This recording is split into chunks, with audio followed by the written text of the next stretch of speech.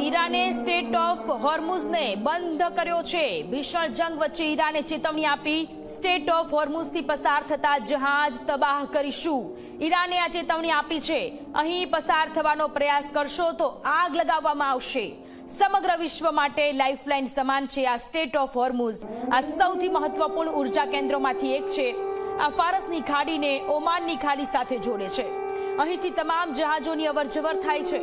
અરબ દેશોથી તેલ અને ગેસ અહીંથી જ પસાર થાય છે, જે માર્ગને હવે ઈરાને બંધ કરી દીધો છે। ઈરાને મહત્વનો આ નિર્ણય લીધો છે, સ્ટેટ ઓફ હોર્મુઝ કે જેને બંધ કરવાનો નિર્ણય લેવામાં આવ્યો છે। અને આ સાથે ચેતવણી પણ આપી છે કે કોઈ પણ જહાજ જો આ રસ્તેથી પસાર થશે તો તેને નેસ્તનાબૂદ કરવામાં આવશે, આગ લગાવવામાં આવશે। આ પ્રકારનું ઈરાન દ્વારા જે સ્ટેટમેન્ટ આપવામાં આવ્યું છે તેને લઈને વૈશ્વિક ધોરણે પણ ઘણી બધી અસરો થશે, કારણ કે વિશ્વમાં જે ક્રૂડ ઓઇલ પહોંચતું હોય છે, ગેસ પહોંચતું હોય છે, એ આ જ માર્ગ પરથી જતું હોય છે અને આ જ માર્ગ પરથી અન્ય દેશોમાં પહોંચતું હોય છે। અને એ જ માર્ગ પર અત્યારે ઈરાને પ્રતિબંધ લગાવી દીધો છે।